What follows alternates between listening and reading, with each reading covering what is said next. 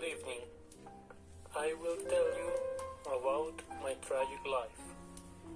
My name is Horacio Quiroga Forteza.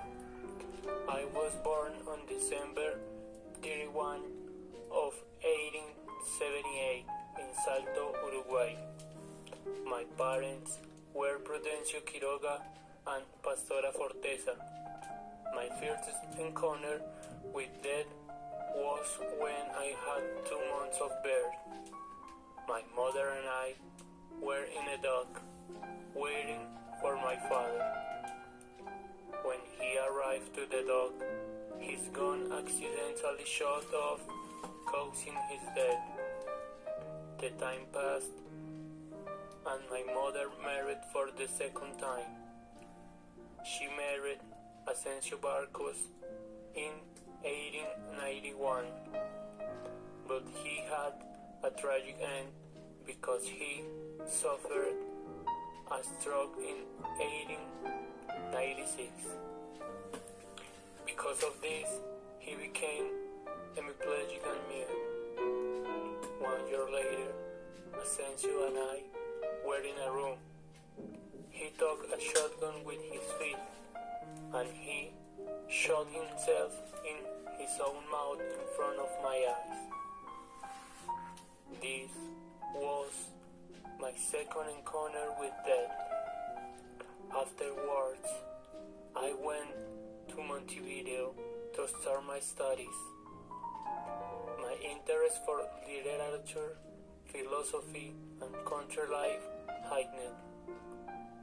While I lived in Montevideo, I worked in different journals.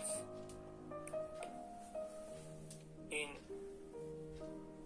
1897, I established the first journal of Salto. After that, I traveled to Paris with the heritage of my dead father. My trip around France was very short because I spent all my money. When I returned from Paris, I didn't have money. I returned dirty, hungry, and tired. In 1901, I published my first book, The Coral Reefs, but this wasn't a moment of happiness for me, because my 2 brothers, Prudencio and Pastora, died of typhoid fever.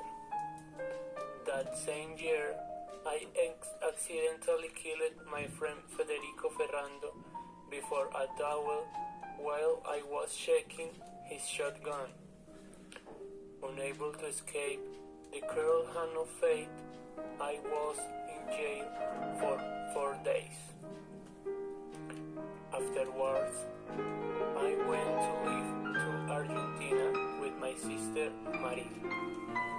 In Argentina, I started to work in the British Buenos Aires College, and I wrote my second book, The Crime of Another.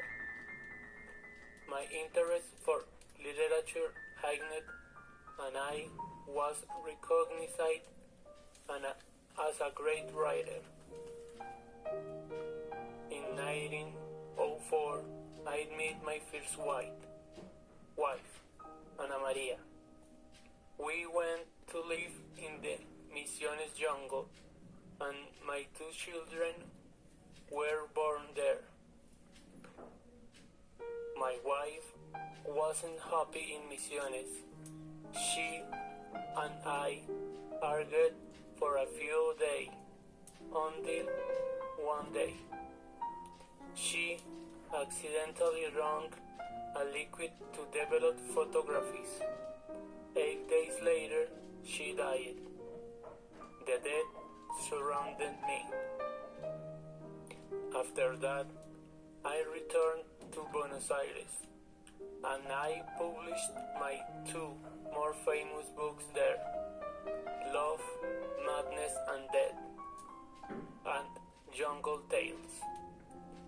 With these books, I was internationally recognized. In these books, I wrote the experiences that I had during my entire life. After that, I continued my prolific output in the new decade, publishing the play, the Slaughtered, and the short story collections Anaconda, The Desert, The Decapitated Chicken and Other Stories, and The Exiled. This decade was great for me in literature, but in love affairs I was very disappointed. After a frustrated love with Alfonsina Storni in 1932, I returned to Misiones, where I met my second wife. Her name was Ana Milena Bravo. She was 18 years old and I was 48 years old. We married the same year, and the next year we had my dear child, Maria Elena. In 1934, I lived in Misiones with my 3 children and my wife Ana Milena, but as well as my first wife, she wasn't happy in Misiones. In 1935, I was diagnosed with prostate cancer. Because of that, my wife left me and she went to Argentina with my daughter, Maria Elena.